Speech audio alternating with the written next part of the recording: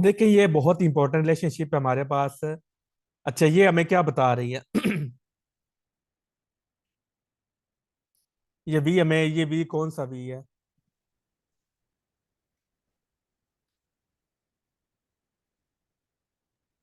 ये volume. Air velocity. Average. हाँ जी, average. Directly proportional temperature. Absolute temperature. और यहाँ पे अच्छा। हमने टेम्परेचर किस में लेना है? केल्विन में। तो ये भी ध्यान केल्विन रखना। में। और इसका टेम्परेचर के जो नॉन एसआई यूनिट है वो कौन से हैं? एसआई यूनिट सेल्सियस तो और केल्विन डिग्री होगा। फ़ारेनहाइट। और अगर उन्हें कन्वर्ट करना पड़े तो उसके फार्मूले याद करने पड़ेंगे हमें। बहुत इंपॉर्टेंट फार्मूलाज हैं कन्वर्जन के। ओके। तो ये हमारे पास एवरेज का फार्मूला होता है। Average speed is directly proportional to absolute square root of absolute temperature. और average speed is inversely proportional to. अच्छा जी, यहाँ में हमारा कौन सा होता है?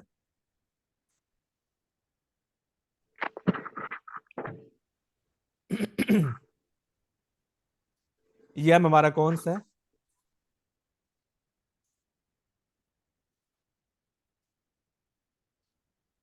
ये एम कौन सा है हमारा?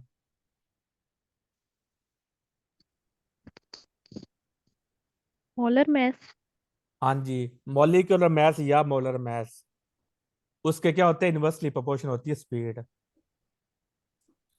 अच्छा, यहाँ पर ये पी हमारा कांस्टेंट है या वेरिएबल है? सर ये कांस्टेंट है। हाँ पी। जी, ये हमारा पी क्या है? जब हमारा प्रेशर कांस्टेंट हो और वॉल्यूम चेंज हो तब फिर हमें फार्मूला क्या लगाना? P W is equal to B 1 से लेकर बी 2 तक जाएंगे। पी हमारा किसके इक्वल होता है? P is equal to N R T होता है ना।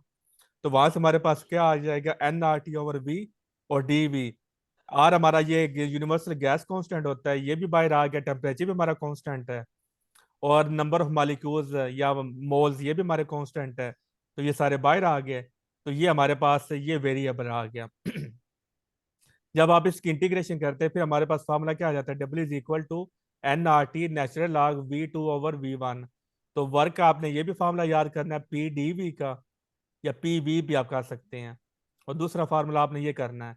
अगेन मैं आपको इस तरह बताता जब हमारे पास से एक ही क्वांटिटी के डिफरेंट फार्मूलाज हों तो आपको एक पेज पे इकट्ठा लिख लिया करें, ताकि फिर आपको चीजें याद रखना आसान हो जाए। अब नेक्स्ट है रूट मीन स्क्वायर वेलोसिटी। तो रूट मीन स्क्वायर वेलोसिटी कैसे ली जाती है और ये होती क्या है?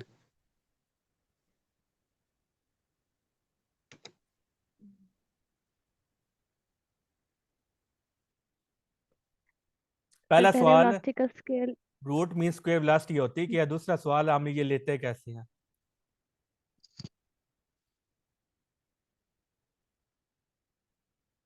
सर पहले तो वेलोसिटी का स्केल लिया जाता है, फिर उसका अंडर रूट ले लिया जाता है, तो वो रूट में स्केल वेलोसिटी आ जाती है। मीन आपने कब लेना है? मीन का आपने बताया ही नहीं है। अ, सर पहले हम उसका मीन जब हमने लेते हैं, फिर कंपोनेंट का सम लेना हो कि वेलोसिटी एक्स के लॉन्ग वाई के लॉन्ग, ये इसको हम वाली कहते हैं चीजें फिर इफेक्टिव उसके हर वेलोसिटी। मॉलिक्यूल्स के। ये हमारी इफेक्टिव वेलोसिटी होती है। रूट में स्केल वेलोसिटी। हाँ जी, ये हमारी इफेक्टिव वेलोसिटी होती है और इसी को ही हम यूज करते हैं। जैसे आपने वो एसी सर्किट्स में भी आपने रूट मीन का लफ्ज वहां पर भी सुना होगा। वहां पर हम एवरेज नहीं लेते बल्कि क्या लेते हैं? रूट मीन स्क्वायर लेते हैं, यानी कि ये ज्यादा हमें अच्छी जी। वैल्यू, ये ज्यादा इफेक्टिव वैल्यू होती है।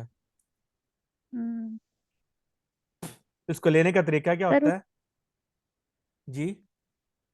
सर उस केस में तो हम मतलब इसलिए लेते थे ना कि वो जो हम करंट के केस में या वोल्टेज के केस में, जी, वो एवरेज जीरो हो उसके जाता है। क्योंकि एवरेज जीरो हो जाता है, इस वजह से फिर हम उसकी रूट में स्केल वेलोसिटी लेते हैं। हाँ जी। तो यहाँ रूट में जो वो रूट में। यहाँ पर जब हमने थर्मोडायनामिक्स में पढ़ना है ना, अब देखिए मॉलिक्यूल्स की जो मोशन है वो रैंडम मोशन होती है ना। जी। Yes sir. तो उनका एवरेज फिर जीरो ही ना हो गया। जी। अच्छा, अब ये दूसरा सवाल है, ये हम लेते कैसे हैं?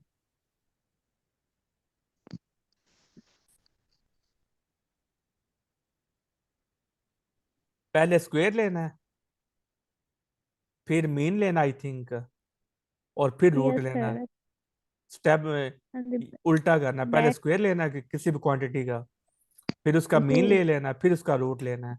तो उसको हम कहते हैं रूट मीन स्क्वायर वैल्यू। और ये बहुत मतलब इफेक्टिव वैल्यू होती है, जिसे कहते हैं ना हमें बहुत अच्छा रिजल्ट देती है। जो भी हम चीज स्टडी कर रही है ना उसकी हमें अच्छी इन्फॉर्मेशन देती है, इसलिए हम इसको रूट मीन स्क्वायर को हम यूज करते हैं। बाकी जब हम ना ये हमारा सेशन खत्म हो जाएगा तो इंटरव्यू के जो हमारे क्वेश्चन है ना वो भी, या मेरा एक ये भी दिल है कि जो हमारा डिस्कशन ग्रुप है ना वहां पर आप एक लोग को आप पार्टिसिपेट भी नहीं करते, एक दो बंदे बस पार्टिसिपेट करते हैं। तो मेरा दिल ये है कि रोजाना का ना हम इंटरव्यू का एक जो क्वेश्चन है वो हम वहां पर डिस्कस किया करें डिस्कशन ग्रुप में, ताकि साथ साथ आपके यस इंटरव्यू की सर। भी तैयारी होती चली जाए। लेकिन ये बात तभी होगी जब आप सारे वहां पर रिस्पॉन्ड करेंगे। सर आप सुबह मतलब एक क्वेश्चन पुट कर दिया करें, फिर एक या दो, तो तो फिर वो हम सारा दिन कितने उनको बजे? डिस्कस कर लिया करें वहाँ पे। सुबह सुबह ही? सर जब आप फ्री हो, जब आपके पास टाइम हो। सही है। और फिर इस तरह हम कर लेते हैं कि सुबह सुबह हम सुबह टाइम वो मैं क्वेश्चन दे दिया करूंगा जो अभी इंटरव्यूज हुए हैं उससे कोई एक क्वेश्चन, जी। तो फिर हम उसमें जी। डिस्कशन करेंगे। और फिर आपको उसका जो फाइनल आंसर है ना वो फिर हमको चाहे मैं पीडीएफ में दे दूं या वैसे ही टाइप करके दे दूं, वो फिर हम वो दे दूं या यस करूंगा, सर। ठीक है? ताकि फिर आपके पास ठीक है। वो इंटरव्यू के हमारे पास एक वो नोट्स भी बनते चले जाएं। Yes sir. क्योंकि जब आप पेपर देते हैं रिटर्न का, इंटरव्यू की तैयारी बहुत अजाब बन जाती है। Results of kinetic molecular theory, Majid sir जो आप भी ऊपर ना। फार्मूला लिखा था वेलोसिटी का, रूट मीन स्क्वायर वेलोसिटी का, जी, सर इसको जरा फिजिकल सिग्निफिकेंस इसकी बता दें कि ये वैसे मतलब पहले ये कि हमें क्या। ये आई थिंक मैक्सवेल वो डिस्ट्रीब्यूशन हमने यहाँ पर यूज की है, या आई थिंक ये पूरी डेरिवेशन है, ये बीएससी की बुक में है। तो ये हमारे पास फाइनल रिजल्ट आते हैं। इसकी फिजिकल सिग्निफिकेंस ये है कि ये क्वेश्चन हमें बता रही है कि जो हमारी स्पीड है ना, एवरेज स्पीड वो किसके डायरेक्टली प्रोपोर्शनल होती है? टेम्परेचर के। क्योंकि हमारे पास जो टेम्परेचर आर के होता है ना इसको हम गैस यूनिवर्सल गैस कांस्टेंट कहते हैं। कांस्टेंट है, और ये इनवर्सली केमिस्ट्री प्रोपोर्शनल की मास बुक के। में इसके डिफरेंट यूनिट्स भी होती हैं, वो भी आप कर लें तो अच्छी बात है। और एम हमारा क्या होता है? मॉलिक्यूलर मास होता है। अब देखिए जो गैस का मॉलिक्यूलर मास है, अगर हम ऑक्सीजन लेते हैं तो ऑक्सीजन का मॉलिक्यूलर मास चेंज तो नहीं रहेगा, वो हमेशा क्या रहेगा? 16 ही रहेगा। तो 3 नंबर है ये वैसे कांस्टेंट रहेगा, और आर ये वैसे कांस्टेंट है। तो वेरी क्या कर रहे हैं यहाँ पर? टेम्परेचर वेरी कर रहा है। आप टेम्परेचर 20 पे कर लें, 40 पे कर लें, और लेकिन ये करना है केल्विन में है, डिग्री से भी नहीं करना। तो फिर हमें वो जितना टेम्परेचर बढ़ाते चले जाएंगे उतनी फिर टेम्परे वो हमारे पास जो एवरेज एनर्जी वो भी क्या, एवरेज स्पीड वो भी क्या होती जाएगी? बढ़ती चली जाएगी। अब दूसरा जो है, यहाँ से मजीद हमने इसको फिर हमने वो डेरिवेशन यूज की है। दूसरे इसकी फॉर्म ये बनती है कि 3 के हमारे पास क्या आता है? हमारे पास बोल्ट्जमैन कांस्टेंट होता है। तो ये भी कांस्टेंट होता है बोल्ट्जमैन कांस्टेंट, और ये हमारे पास मैस होता है, तो ये भी कांस्टेंट है। नहीं, यहाँ पर हमारे पास टेम्परेचर कांस्टेंट है। तो जब हमारे पास यहाँ पर हमने टेम्परेचर कांस्टेंट रख के बोल्ट्जमैन वैसे ही कांस्टेंट है, तो फिर हमारे पास क्या बन जाता है कि जो हमारे पास एवरेज स्पीड है ना वो किसके इनवर्सली प्रोपोर्शनल हो जाती है? मॉलिक्यूलर मास के। अब क्लियर है? Yes sir. जब हम जाए ना वो थर्मोडायनामो मतलब बीएससी के लैब वो पोर्शन में, तो वहां पर जो हमारे पास डेरिवेशन होंगे ना वहां पर हम उनको भी थोड़ा सा ना सस्ती तौर पे वो देखेंगे, ताकि आपको मजीद आपको आइडिया क्लियर हो जाए। क्योंकि अभी हम एफएससी पढ़ रहे हैं ना, तो इस वजह से हम बस ना मजीद इनके जस्ट रिजल्ट को हम डिस्कस करेंगे। बाकी इनके ये रिजल्ट आए कैसे हैं, ये जब हम बीएससी में जाएंगे ना तो फिर हम वहाँ पर सारी जो डेरिवेशन है उनको भी एक दफ़ा सस्ती तौर पर देख लिया करेंगे, ताकि हमारे कंसेप्ट मजीद अच्छे हो जाएं। और इसके अलावा मैं ये कह रहा था कि आपके पास भी कोई यूनिक चीज़ें हो ना वो आप डिस्कस कर लिया करें, कोई मुझे सजेशन दे दिया करें कि सर अगर ये चीज़ हमें वो ट्राई कर लें तो ज़्यादा हमारी प्रेपरेशन अच्छी हो जाएगी, ये कर लें तो ज़्यादा अच्छी हो जाएगी। तो ये एज ए टीम वर्क जितना हम वो आपस में इंटरेक्ट रखेंगे तो आपकी फिर उतना ज़्यादा आपके लिए फ़ायदा है, ठीक है ना? मैं पूरी कोशिश ओके करूंगा कि सर। मैं उन चीज़ों को फॉलो करने की कोशिश करूं।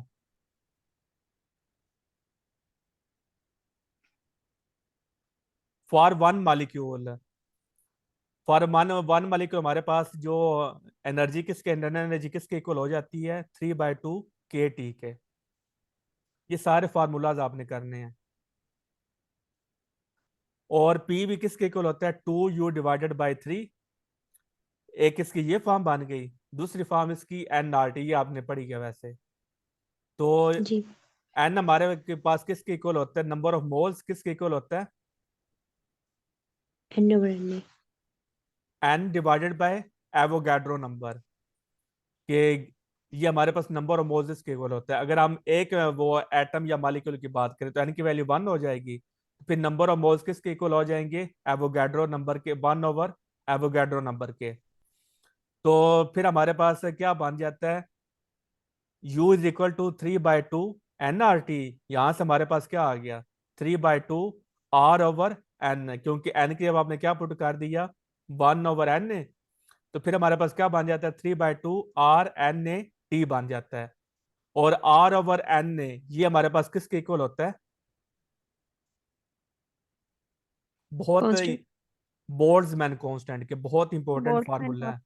ये पब्लिक सर्विस कमीशन में एग्जाम में आया हुआ है कि बोल्ट्जमैन कांस्टेंट किसके इक्वल होता है, R ओवर NA। अब डिफरेंट वे से वो आपसे क्वेश्चन भी कर सकता है, R के यूनिट आपको दे दे, अब वो एवोगाड्रो का यूनिट दे दे। एवोगाड्रो का ऐसे यूनिट नहीं होता, वो नंबर ऑफ पार्टिकल्स होते हैं। तो इसके डिफरेंट यूनिट दे के वो आपको बोले कि ये यूनिट किसके इक्वल होता है, तो बोल्ट्जमैन के वो इक्वल होगा। यानी डिफरेंट वे से आप इस तरह भी हो सकते हैं, RT,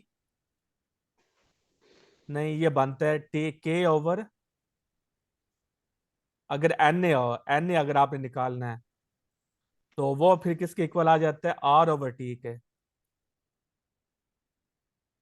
तो यानी कि बोर्ड्स में R ओवर K के, सॉरी, R के भी यूनिट आपको दे दे, K की यूनिट भी दे दे, तो उनको बोले कि इन यूनिट के ये यूनिट्स किसके इक्वल होती हैं, एवोगाड्रो नंबर के इक्वल होती हैं।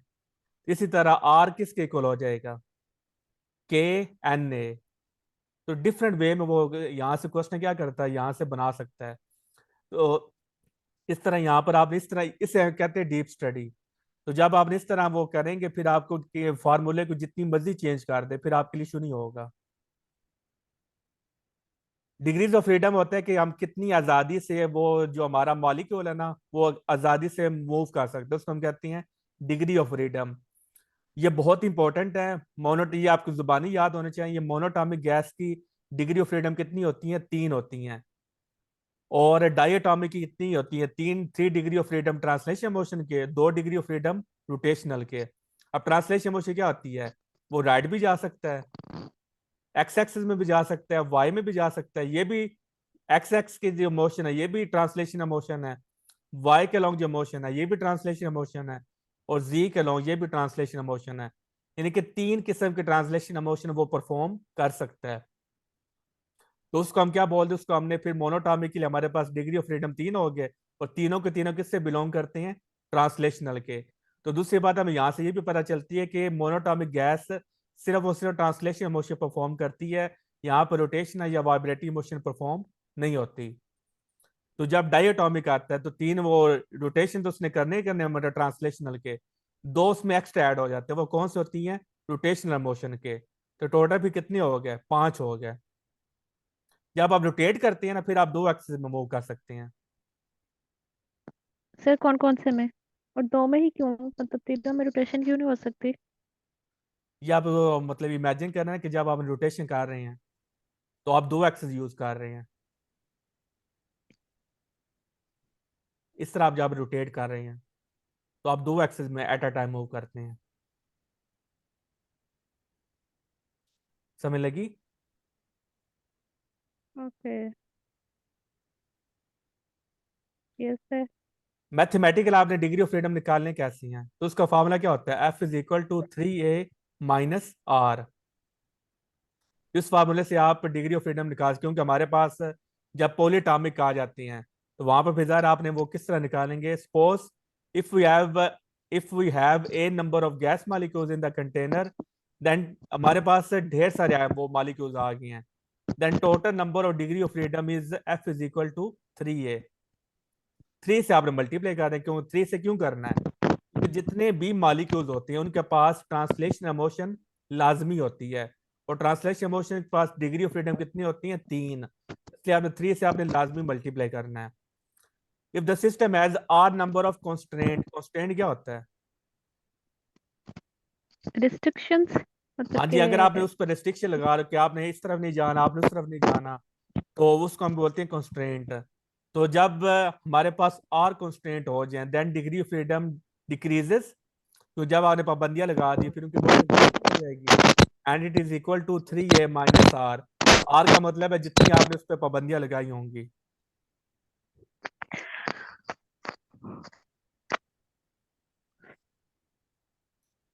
डिग्री ऑफ फ्रीडम की डेफिनेशन है the number of independent ways, कि जो आपने वे यूज करना है ना वो एक दूसरे पे डिपेंडेंट नहीं होना चाहिए, यूनिक वे होना चाहिए। मतलब पहला जो वे इस्तेमाल किया है वो दूसरे से अलग हो, दूसरा तीसरे से अलग हो, लेकिन डिफरेंट वे, यूनिक वे आपने क्या करने है उनको इस तरीके को इस्तेमाल करना है, उनको आप डिग्री ऑफ फ्रीडम बोलते हैं। In which a molecule of a gas can move is called the degree of freedom. वो पॉसिबल वेज जिनमें एक मॉलिक्यूल क्या कर सकता है, आजादाना तौर पे मूव कर सकता है, और उसकी जो मोशन है या जो उसका वे है वो डिपेंडेंट नहीं होना चाहिए। It is an independent physical parameter in the formal description of the.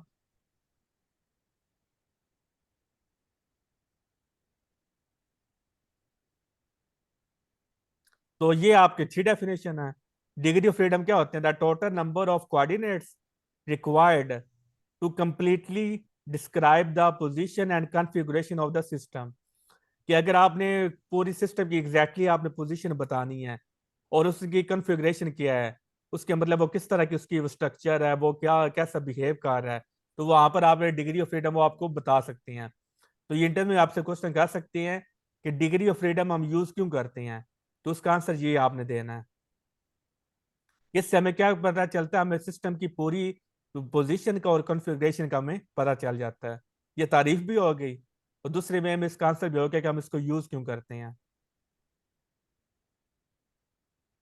Linear try, देखिए अगर हमारे पास ट्राई एटॉमिक गैस आ जाए, लेकिन वो एटॉम मॉलिक्यूल क्या होना चाहिए, लीनियर होना चाहिए। जैसे आपने ये देखा है हाइड्रोजन, ऑक्सीजन और हाइड्रोजन। वैसे ये मैं एग्जांपल दे रहा हूँ, वैसे ये लीनियर नहीं होते, ये टेट्राहाइड्रल होती हैं। इस तरह ऑक्सीजन होता है, ये हाइड्रोजन होता है, और एक इस हाइड्रोजन से लगा होता है। ओरिजिनल वाटर का मॉलिक्यूल ऐसे होता है, ठीक है। जिसमें आपको एक्सप्लेन करने के लिए बता रहा हूँ कि लीनियर मॉलिक्यूल कैसे होता है। ये इस तरह वो क्या करते हैं, उसको हम कहते हैं लीनियर। ये 3 एटम इसमें, तो इसलिए इसको क्या बोलेंगे, try atomic. 3 degree of freedom translational motion के, 3 डिग्री ऑफ फ्रीडम अब इस पूरे मॉलिक्यूल में मूव करना है। 3 degree of freedom rotational motion के। तो ये देखिए 3 मॉलिक्यूल्स हैं, तो फिर ये क्या करेगा, इसके वो डिग्री ऑफ फ्रीडम रोटेशन के कितने हो जाएंगे, 3 हो जाएंगे। तो ये एट अ टाइम 3 मतलब वो एक्सेस में मूव करेगा क्योंकि 3 एटम्स हैं। तो टोटल कितने हो गए, 6। अगर नॉन लीनियर हो, जैसे ये हमारा नॉन लीनियर है ये वाला, अगर नॉन लीनियर हो जाए तो 3 तो ज़ाहिर है ट्रांसलेशन के आना ही है। अब रोटेशनल का एक होगा क्योंकि वो एट अ टाइम एक एक्सेस में मूव करेगा। और वाइब्रेशनल मोशन के उसके कितने हो गए, सॉरी एक मिनट, 3 डिग्री ऑफ फ्रीडम हो गए ट्रांसलेशनल के, 3 हो गए रोटेशनल के, एक वाइब्रेशनल हो गया। एक वाइब्रेशनल। टोटल 7 हो गए, क्योंकि ट्राई है ना। सर ये किस तरह से? ट्राई तीनों एट अ टाइम तीनों एक्सेस में ही मूव करेगा, लीनियर हो या नॉन लीनियर हो।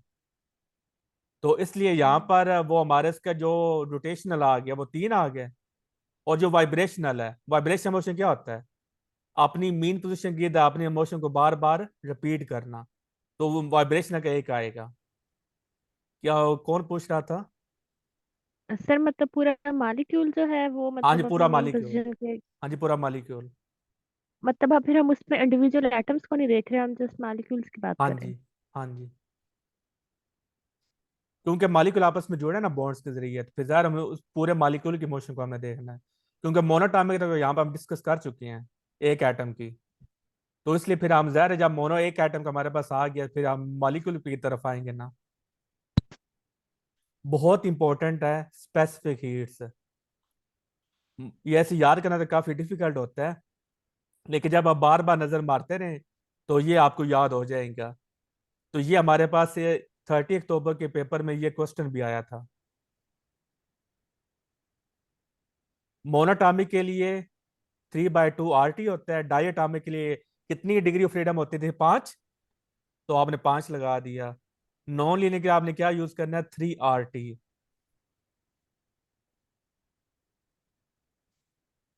मोनोटॉमिक के लिए 3/2 आर होता है, डाई और लीनियर के लिए 5/2 आर, और नॉन लीनियर के 3 आर। ये जो 3 आर, ये आपने सॉलिड स्टेट फिजिक्स में पढ़ा होगा। जो हमारा वो जब हमने डिबाए वाला जो पढ़ते हैं ना, वो पैटेट्स ला, जो आप शायद आपको याद हो, पैटेट्स ला, उसमें हम ये 3 आर यूज करते हैं। तो हम्म। नहीं। सॉलिड स्टेट आप फिर बोल लीजिए हैं। मोनो, ये बड़ी इंपॉर्टेंट वैल्यू, ये आपने याद रखनी है। गामा की वैल्यू कितनी होती है मोनोटॉमिक के लिए? 1.67। डाई और लीनियर पॉलीएटॉमिक के लिए 1.4। और सबसे कम किसके लिए होती है? नॉन लीनियर पॉलीएटॉमिक के लिए। लीनियर पॉलीएटॉमिक और डाया की सेम है। और गामा किसके इक्वल होता है? पी सी, पी ऊपर आएगा, सी भी नीचे आएगा। और सी हमारा क्या है? Specific heat capacity. अच्छा, हीट कैपेसिटी और स्पेसिफिक हीट कैपेसिटी में क्या फर्क है?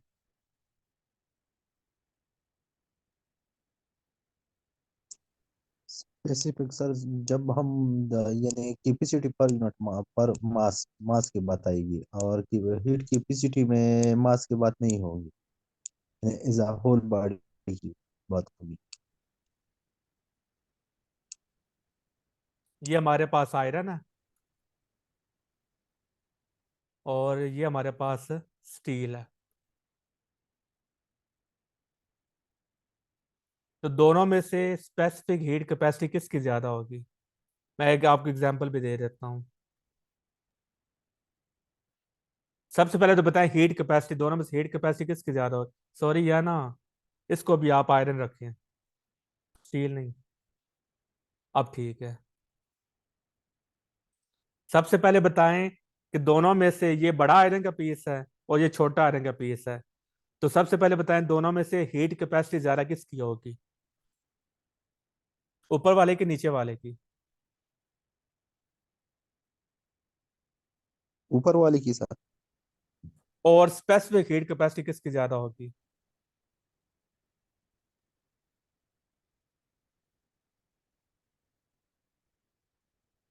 अ, नीचे वाली सर। सही है, ये इकबाल ने हमसे दे दिया। बाकी हमारा, आज आप बोले ही नहीं है जरा भी। सर मैं सुन रही हूँ। साथ साथ पार्टिसिपेट भी क्या करें ना। इन दोनों में से किसकी हीट कैपेसिटी, पहले हीट कैपेसिटी का बताएं, फिर स्पेसिफिक हीट कैपेसिटी का बताएं।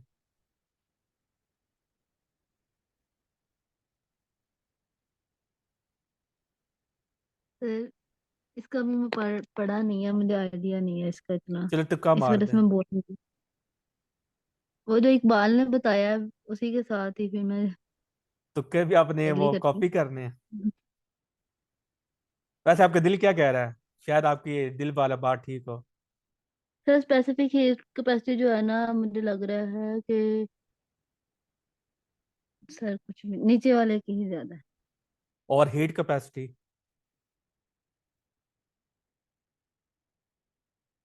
ऊपर वाले की। सही है, मलिया। इंशाल्लाह ताला ना, इस लेक्चर के बाद आपको ये कंसेप्ट हमेशा के लिए क्रिस्टल क्लियर हो जाएगा कि हीट कैपेसिटी क्या होती है और स्पेसिफिक हीट कैपेसिटी क्या होती है। मलिया, आप बताओ। सर स्पेसिफिक हीट कैपेसिटी तो एक मॉलिक्यूल के लिए चली जाती है। मॉलिक्यूल ने, या एक मॉलिक्यूल।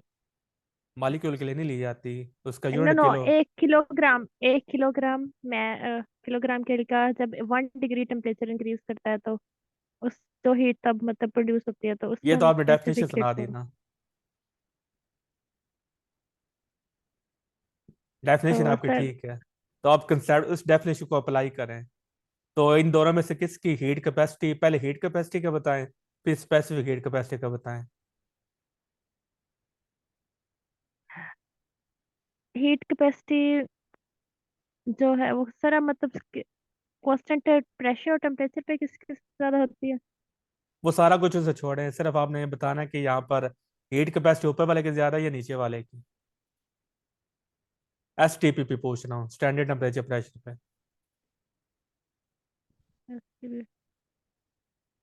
हीट कैपेसिटी किसकी ज्यादा जी। है? सर सीपी की। नीचे वाले की। नीचे वाले की हीट कैपेसिटी ज्यादा है और स्पेसिफिक हीट कैपेसिटी वो किसकी ज्यादा है? सर ये कंफर्म तो नहीं है। तो कई मार देना। स्पेसिफिक हीट कैपेसिटी एट कौन सर, नीचे वाले की लग रही है। नीचे हीट वाले की कैपेसिटी सर कांस्टेंट नहीं होती है? दोनों की कांस्टेंट है। हीट कैपेसिटी कांस्टेंट होती है ना सर? क्या मतलब किस लिहाज से कांस्टेंट होती है? क्या ऊपर वाले की नीचे वाले की इन दोनों की सेम है? जब जब हम बॉडी को जब हम बॉडी को हीट देते हैं तो वो डायरेक्टली प्रोपोर्शनलिटी बनाता है ना एब्सोल्यूट टेम्परेचर के साथ। फिलहाल उस चीज तो में हम जब जा वो नहीं सर रहे। प्रोपोर्शनल हम इसमें बस मैं ये पूछ रहा हूँ कि ऊपर वाले की हीट कैपेसिटी ज्यादा है या नीचे वाले की? नीचे वाले की सर कम होगी, ऊपर वाले की ज्यादा होगी और शायद। Specific heat? स्पेसिफिक हीट ऊपर वाले की ज्यादा, नीचे वाले की कम। धोखा हीट ही मारना कैपेसिटी हीट कैपेसिटी ऊपर वाले की ज्यादा, नीचे वाले की कम। और स्पेसिफिक ऊपर वाले की है। ज्यादा जी सर। और नीचे वाले की, यानी दोनों की चाहे हीट हो चाहे स्पेसिफिक हो, ऊपर वाले की ज्यादा, नीचे वाले की कम है। ठीक है। और जी कौन सर। रहता है? सबा।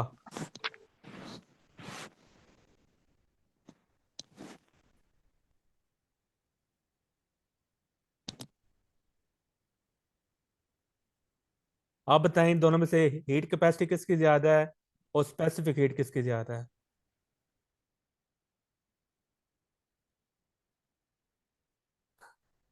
सर ये दोनों सेम नहीं होंगी? हीट कैपेसिटी दोनों की सेम होगी। मुझे लगता है। और स्पेसिफिक हीट?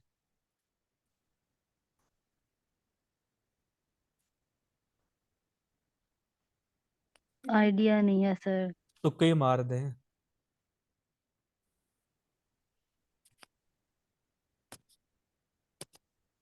राबिया आप बताओ। मेरे ख्याल में जिस चीज का मास ज्यादा होगा उसकी जो हीट कैपेसिटी होगी वो ज्यादा होगी। यानी कि ऊपर वाले की हीट कैपेसिटी ज्यादा, नीचे वाले की कम है। और दूसरी बात और ये भी है कि जो स्पेसिफिक हीट है ये हम इसलिए यूज करते हैं कि 1 किलोग्राम मास का टेम्परेचर इंक्रीज करने के लिए, जबकि जो हीट कैपेसिटी है वो जस्ट आपके पास 1 केल्विन टेम्परेचर को राइज करती है। आप भी डेफिनेशन सुना रही है ना, तो दोनों में से बताएं ज्यादा किसकी है? बस हीट कैपेसिटी जो है MC के इक्वल है, बस मुझे इतना पता है। तो इन दोनों में से ज्यादा किसकी है ये पूछ रहा हूँ। जिसका मास ज्यादा है उसकी हीट कैपेसिटी ज्यादा है। वो तो हो गया स्पेसिफिक का। स्पेसिफिक आप किसी और से पूछ लें। नहीं, साहब ने बता दिया, आप तुक्का मारो। तुक्का नहीं मारती, मेरा ऊपर वाला ठीक कर दें बस। फाखरा। आज फाखरा जो है ना, आई थिंक यूज करना नहीं आता। फाखरा, आवाज आ रही है?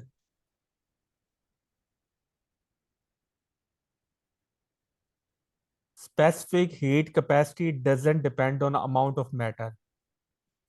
ये अमाउंट ऑफ मैटर पे डिपेंड नहीं करती और ये कांस्टेंट होती है for given material. Given material के लिए स्पेसिफिक हीट कैपेसिटी क्या होती है? कांस्टेंट होती है। डज नॉट डिपेंड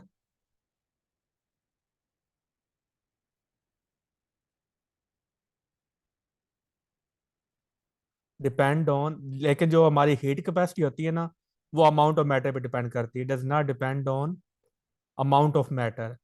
अब देख, नीचे वाले अमाउंट ऑफ मैटर कम है और ऊपर वाले में अमाउंट ऑफ मैटर ज्यादा है। तो मैंने ये लाइन लिखी है कि जो स्पेसिफिक हीट कैपेसिटी है वो अमाउंट ऑफ मैटर पे डिपेंड ही नहीं कर रही। चाहे आप वो बड़े ही अमाउंट ऑफ मैटर ले लें या छोटी ले लें, उस पर डिपेंड, ये जस्ट 1 किलोग्राम वो मटीरियल पे डिपेंड करती है। ये इंट्रिंसिक होती है और ये ना इंटेंसिव प्रॉपर्टी होती है।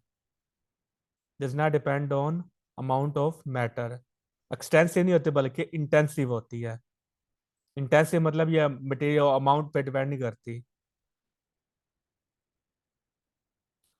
अब आपने जब आपने डेफिनेशन सुनाई है ना, तो वहां पे आपने क्या वर्ड यूज किया? जब आप हीट कैपेसिटी की डेफिनेशन सुनाते हो तब आप करते हो कि 1 डिग्री केल्विन टेम्परेचर बढ़ाने में जितनी आपको हीट रिक्वायर्ड होती है उसको आप क्या बोलते हैं, हीट कैपेसिटी। अब देखिए कैपेसिटी। ये बड़ा मैथ है। जब आपने इसका 1 डिग्री से बढ़ाना है इस पूरे बड़े मैथ का, तो आपको हीट ज्यादा नहीं देनी पड़ेगी। जी और ये छोटा मैथ है, इसको जब आपने आपने खुद ही एक्सपीरियंस किया होगा कि जो छोटा मैथ हो जल्दी गर्म हो जाता है, जो बड़ा मैथ उसको वो लेट गर्म होता है। तो अब देखिए ये अमाउंट ऑफ मैटर पे डिपेंड कर रही है ना। जब आप हीट जी कैपेसिटी की डेफिनेशन करते हैं वहां पर आप जस्ट ये बताती हैं कि मटेरियल को 1 डिग्री केल्विन टेम्परेचर बढ़ा 1 डिग्री केल्विन टेम्परेचर बढ़ाने में जितनी आप उसको हीट दे चाहिए होती है उसको हम क्या बोलती हैं, हीट कैपेसिटी। लेकिन जब आप स्पेसिफिक हीट का वर्ड यूज करते हैं वहां पर आप 1 kg का वर्ड यूज करते हैं ना। आपने स्पेसिफाई कर दिया। आपने पहले उसमें स्पेसिफाई नहीं था, पहले था चाहे अमाउंट थोड़ी हो जाए ज्यादा हो जाए, उसके हिसाब से आपने वो बताना था कि बड़ी अमाउंट को गर्म करने में 1 केल्विन टेम्परेचर बढ़ाने में इसको कितनी हीट चाहिए, क्योंकि ये बड़ी अमाउंट है तो इसमें इसका हीट अगर 1 केल्विन टेम्परेचर आपने बढ़ाना है तो आपको ज्यादा हीट देनी पड़ेगी। ये छोटी अमाउंट है, इसका 1 केल्विन टेम्परेचर बढ़ाने पे आपको कम हीट देनी पड़ेगी। लेकिन जब आप 1 किलोग्राम में आप स्पेसिफाई कर दें तो आप ये जितनी मर्जी बड़ी अमाउंट आ जाए तो आपने इसका कितना लेना है, 1 kg लेना है। आपने जस्ट 1 kg लेना है इसके अंदर। और 1 kg का बढ़ा गर्म 1 केल्विन टेम्परेचर बढ़ाने में जितनी आपको हीट चाहिए होगी वो हमारी क्या बन जाएगी, स्पेसिफिक हीट है। ये छोटा मटेरियल है, इसका भी आप क्या ले लें, 1 kg ले लें। पूरे मटेरियल को आपने नहीं देखना। जब आपने स्पेसिफिक हीट कैपेसिटी देखनी है ना, आपने जस्ट क्या देखना है, 1 kg उसका आपने लेना है। तो 1 kg को गर्म करने पर जितनी आपको हीट चाहिए होगी उसको हम क्या बोलते हैं, स्पेसिफिक हीट है। चाहे ये बड़ा मैस है तो 1 kg उतना ही होगा जितना छोटे मैस में से आपने 1 kg निकाला है, या दोनों में डिफरेंट होगा, दोनों का 1 kg सेम होगा ना। तो इन इसकी स्पेसिफिक हीट कैपेसिटी है वो जितनी इसकी है उतनी ही स्पेसिफिक हीट कैपेसिटी नीचे वाले की है। क्योंकि जितना इसका 1 kg को गर्म करने पर, ये नहीं है कि यहाँ पर आपने ये टोटल 1 kg मैस नहीं है, ये लेट्स सपोज 20 kg है। तो 20 kg में से आपने क्या करना, 1 kg निकालना है। तो उसका ये फॉर एग्जाम्पल इतना 1 kg बनता है, तो इस हिस्से को गर्म करें तो जितनी हीट चाहिए होगी 1 केल्विन टेम्परेचर बढ़ाने में वो उसकी क्या बन जाएगी, स्पेसिफिक हीट। इसी तरह आगे ये आपको ये पूरे ही 1 kg है, तो इसको गर्म करने पर जितनी करेंगे दोनों का आंसर क्या आएगा, सेम ही आएगा। क्लियर है पॉइंट। Yes sir. और अगर यहाँ पर मैं आयरन ले लूं और यहाँ पर मैं स्टील ले लूं, अब देखिए मैंने मटीरियल बदल दी है। तो आयरन के 1 किलोग्राम को गर्म करने पे मुझे हीट की रिक्वायरमेंट और होगी 1 kg, एक पर 1 केल्विन बढ़ाने पे पर kg हीट की रिक्वायरमेंट और होगी। और स्टील के केस में और होगी। तो स्टील की केस में जो स्पेसिफिक हीट कैपेसिटी वो और होगी, और आयरन के केस में और होगी। यानी कि हर मटीरियल की जो स्पेसिफिक हीट कैपेसिटी वो कांस्टेंट होती है लेकिन दूसरे से चेंज होती है। अगर ये पूरा जो रूम है यहां से लेकर इतने का सारा, ये सारा चाहे ये लोहे का बना है या स्टील का बना है, मैं आपसे पूछूं इस पूरे कमरे की स्पेसिफिक हीट कैपेसिटी कितनी है, तो आपने क्या करना है, आपने इस कमरे का 1 kg ले लो। तो 1 kg स्टील ले लो, इसको गर्म करने पर जो आपको 1 केल्विन बढ़ाने पर टेम्परेचर हीट देनी पड़ेगी वो आप बोलेंगे क्या होगी, स्पेसिफिक हीट कैपेसिटी। लेकिन जब आप हीट कैपेसिटी का वर्ड यूज करेंगे फिर आपने इस पूरे कमरे को गर्म करना है, फिर आपने 1 kg नहीं लेना। तो फिर ज़ाहिर इतना बड़ा कमरा होगा, जितनी अमाउंट बढ़ाते चले जाएंगे उसका 1 केल्विन टेम्परेचर बढ़ाने पर आपको ज्यादा एनर्जी आपको देनी पड़ेगी। तो हर एक की जो मटेरियल होता है उसकी क्या होती है, डिफरेंट होती है।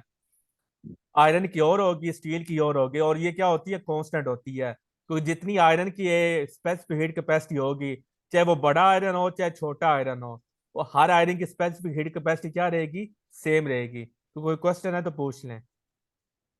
ये बहुत ही इंपॉर्टेंट कंसेप्ट है, specific heat capacity, public service commission के एग्जाम में और इंटरव्यू के एग्जाम में। सर जो हीट कैपेसिटी है वो भी वेरी करेगी सर मटेरियल टू मटेरियल। इस पे हाँ जी, हीट कैपेसिटी वेरी करेगी क्योंकि उसमें वहां पर आपने अमाउंट ऑफ मैटर देखना है। तो जितना अमाउंट ऑफ मैटर होगा, थोड़ा अमाउंट ऑफ मैटर उसका पर केल्विन टेम्परेचर बढ़ाना आसान है। अगर अमाउंट ऑफ मैटर ज्यादा हो गया तो उसका पर केल्विन टेम्परेचर बढ़ाना वो मुश्किल होगा। और एक ये बात है, अगर ये जो है ना, for example 20 kg of iron है और 20 kg ऑफ स्टील ले लें, ठीक है, 20 kg आपने आयरन लिया, 20 kg स्टील ले लिया, तो दोनों की स्पेसिफिक, दोनों की हीट कैपेसिटी सेम नहीं होगी, दोनों की हीट कैपेसिटी डिफरेंट होगी। स्पेसिफिक हीट कैपेसिटी वो तो ऑलरेडी डिफरेंट है ना, क्योंकि आयरन की स्पेसिफिक हीट कैपेसिटी और है और स्टील की स्पेसिफिक हीट कैपेसिटी और है। मैं यहाँ पे बात कर रहा हूँ हीट कैपेसिटी की, कि 20 kg आयरन और 20 kg ही स्टील है, तो दोनों की हीट कैपेसिटी क्या होगी, डिफरेंट होगी। क्यों? क्योंकि आयरन में बॉन्डिंग और तरह की है, यहाँ पर स्ट्रक्चर और तरह का है, और यहाँ पर स्टील में स्ट्रक्चर और तरह का है, तो दोनों के केस में हीट कैपेसिटी भी डिफरेंट होगी। अब क्लियर है? ओके सर, इट मीन्स के हीट कैपेसिटी डिफरेंट मटेरियल्स की डिफरेंट ही होती है, और जबकि स्पेसिफिक हीट कैपेसिटी एक मटेरियल की है जो वो सेम ही रहती है। हाँ जी, चाहे छोटा डजंट पीस मैटर हो ऑफ चाहे अमाउंट। बड़ा पीस हो, specific heat okay sir. Constant रहेगी। लेकिन एक मटेरियल के केस की बात कर रहे हैं, जब दूसरा केस आएगा यस। वहां पर स्पेसिफिक हीट की वैल्यू चेंज हो जाएगी। अब मे बी ओके सर। एक हमारे पास है टू, जस्ट एग्जांपल दे रहा हूँ, 2 kg हमारे पास आयरन है और हमारे पास 10 kg स्टील है, तो हमने इनकी हीट कैपेसिटी बतानी, स्पेसिफिक हीट नहीं बतानी, क्योंकि स्पेसिफिक हीट जाहिर है, टू आयरन है तो स्टील है, दोनों की डिफरेंट होगी, उस पर तो हम बात ही नहीं करेंगे। मैं यहाँ पे बात कर रहा हूँ हीट कैपेसिटी की, कि 2 kg हमारे पास आयरन है और 10 kg हमारे पास स्टील है। मे बी यहाँ पर जितना आपको 2 kg आयरन को पर केल्विन टेम्परेचर बढ़ाने पर आपको हीट जितनी देनी पड़े, वो 10 kg स्टील को देने में मैच कर जाए। समझ आई इस बात की, कि 10 kg स्टील का 1 यस केल्विन टेम्परेचर बढ़ाने में जितनी आपको हीट देनी पड़ी, वो किसके साथ मैच कर रही है, 2 kg आयरन के साथ। तो इस तरह वो इनकी दोनों के सेम हो सकते हैं, अदरवाइज डिफरेंट होगी। ओके। किसी का और कोई क्वेश्चन? क्योंकि बहुत इंपॉर्टेंट कंसेप्ट है, आज इसको हमेशा के लिए इसके डाउट को हमें खत्म करना है। सर ये स्पेसिफिक हीट मटेरियल की कौन सी प्रॉपर्टी बताई थी आपने? इंटेंसिव प्रॉपर्टी होती है, यस सर। क्योंकि इंटेंसिव प्रॉपर्टीज होती है वो अमाउंट ऑफ मैटर पे डिपेंड नहीं करती।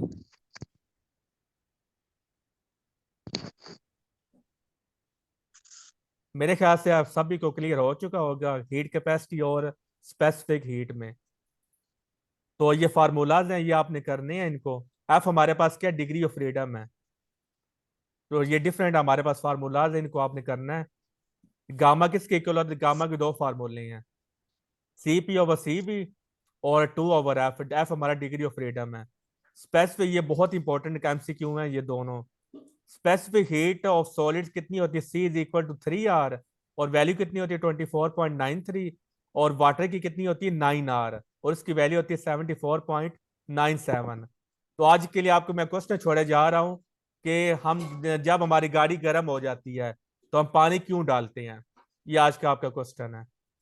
दोबारा मैं रिपीट कर रहा हूँ कि जब गाड़ी बहुत ज़्यादा गर्म हो जाए, गाड़ी का इंजन बहुत ज़्यादा गर्म हो जाता है, तो आप गाड़ी के इंजन में वो पानी, आप वो इंजन से नहीं, मतलब गाड़ी में आप पानी क्यों डालते हैं, ये आज आपकी असाइनमेंट का क्वेश्चन है। तो इसका कल आपने मुझे बताना है, चाहे आप डिस्कशन ग्रुप में बता दें चाहे आप क्लास में बता दें, ठीक है? Okay sir. कल फिर हम यहाँ से स्टार्ट कर लेंगे। क्वेश्चन की समझ लग गई ना ओके। सबको, कि गाड़ी जब यस। गर्म, गाड़ी के इंजन गर्म हो जाते हैं तो हम पानी क्यों डालते हैं, कोई चीज और क्यों नहीं डालते, शराब क्यों नहीं डाल लेते, शहद क्यों नहीं डाल लेते, पानी ही क्यों डालते हैं?